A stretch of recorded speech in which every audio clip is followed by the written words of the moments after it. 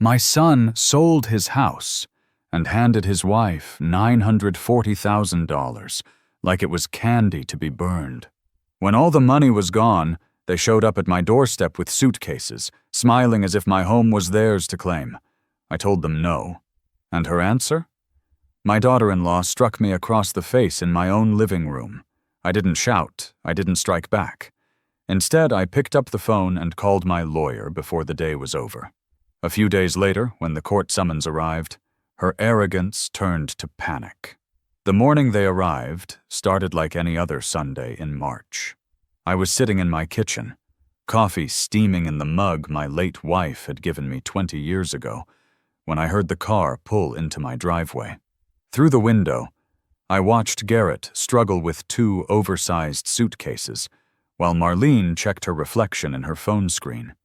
She wore a designer dress that probably cost more than my monthly mortgage payment, and her hair was freshly styled in those perfect waves that only money could buy.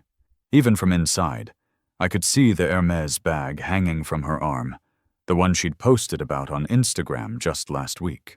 The morning sun caught the gold clasps, making them gleam like accusations. Garrett had called me the night before, his voice shaking in a way I hadn't heard since he was 12 and had broken my father's watch. He said they needed to stay for a while, just until they got back on their feet. When I asked about the money from his grandmother's house sale, the line went quiet for so long I thought he'd hung up. Then Marlene's voice came through, bright and dismissive, saying investments take time to mature, and family helps family. The way she said it made my skin crawl, like she was reading from a script she'd rehearsed. I knew then that something was terribly wrong, though I couldn't have imagined how wrong.